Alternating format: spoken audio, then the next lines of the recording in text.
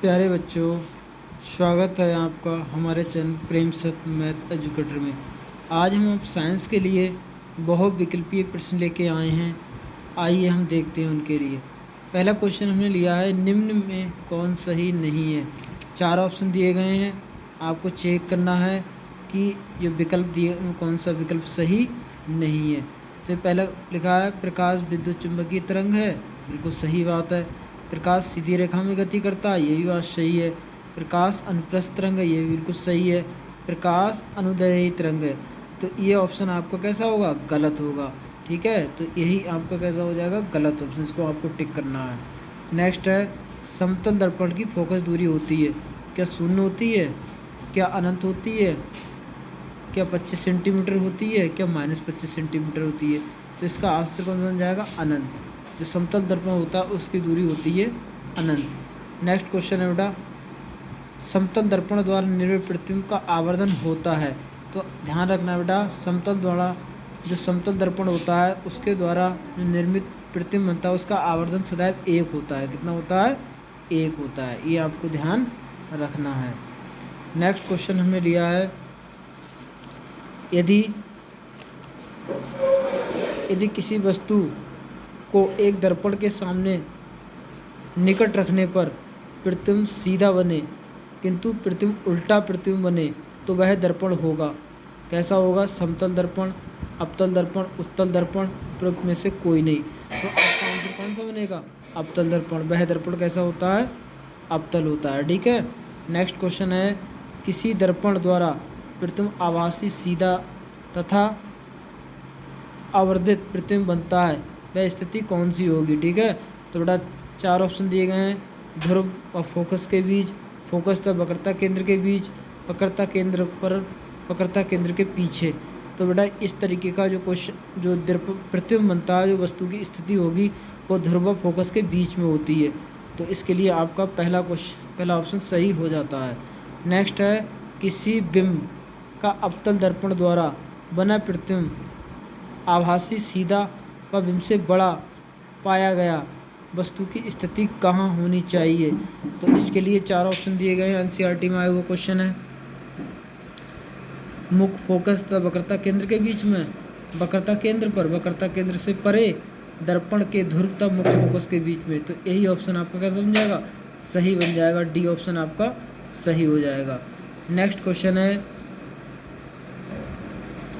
किसी 10 centimetre focus दूरी वाले अवतल दर्पण के सामने 20 सेंटीमीटर की दूरी पर एक वस्तु रखी है, तो वस्तु का प्रतिबिंब है दर्पण के पीछे बनेगा, दर्पण तथा फोकस के बीच में बनेगा, फोकस पर बनेगा, दर्पण के वक्रता केंद्र पर बनेगा।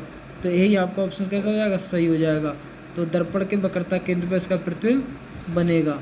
नेक्स्ट है, एक अवतल दर्पण की वक्रता त्रिज्या 20 सेंटीमीटर है, तो इसकी फोकस दूरी क्या होगी। तो बेटा ये ध्यान रखना है, जब वक्रता त्रिज्या अवतल दर्पण की बात करा तो अवतल दर्पण में जो त्रिज्या होती है वो रेडियस लेना पड़ती है नेगेटिव। तो आपको ध्यान रखना है, वक्रता त्रिज्या जो होती है और फोकस दूरी में रिलेशन होता है F = R/2।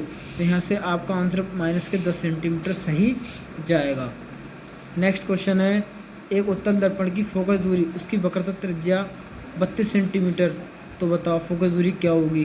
तो ये बताया था, वक्रता त्रिज्या 32 है तो फोकस दूरी कितनी होगी, 16 सेंटीमीटर होगी। ठीक है, ये आपका क्वेश्चन सही हो जाएगा। नेक्स्ट है, किसका दृष्टि क्षेत्र सबसे अधिक होता है।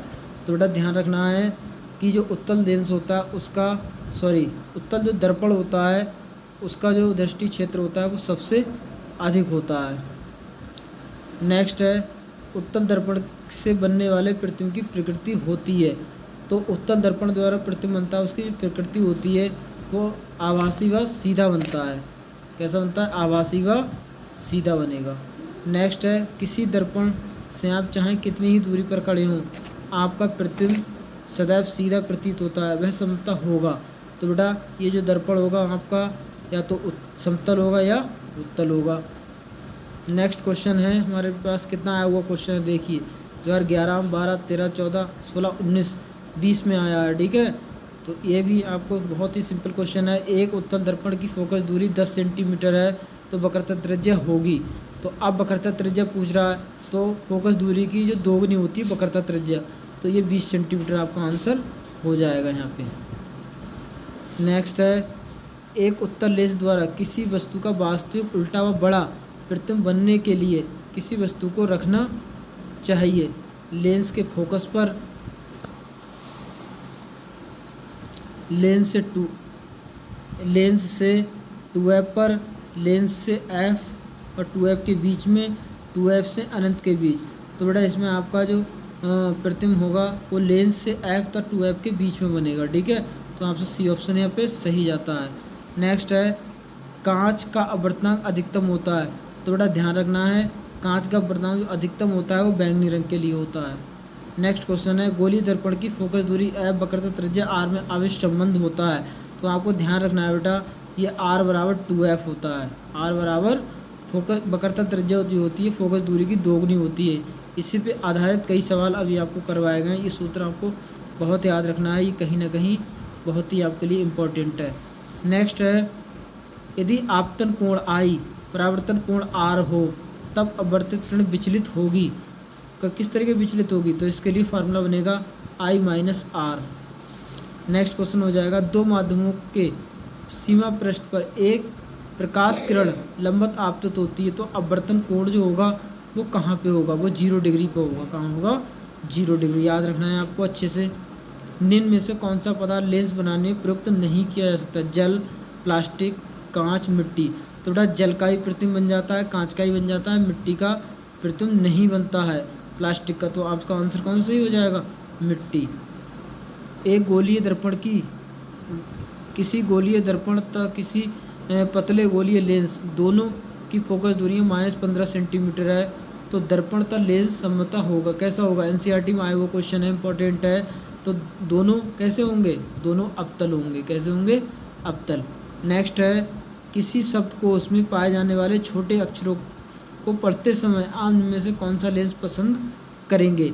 50 सेंटीमीटर फोकस दूरी का एक उत्तल लेंस, 50 सेंटीमीटर फोकस दूरी का एक अवतल लेंस, 5 सेंटीमीटर फोकस दूरी का एक उत्तल लेंस, 5 सेंटीमीटर फोकस दूरी का एक अवतल लेंस।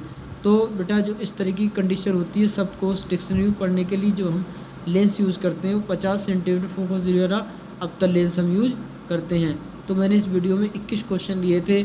आई होप ये वीडियो आपको अच्छी लगी होगी, और अगर वीडियो अच्छी लगे तो वीडियो को लाइक करें, शेयर करें एंड हमारे चैनल को सब्सक्राइब करें। इस तरीके की वीडियो देखने के लिए हमारे चैनल को प्लीज़ सब्सक्राइब करें। ये ऑप्शन आप याद कर लें, इसमें से आपके लिए 1-2 क्वेश्चन निश्चित ही फंसेगा। Thank you for watching.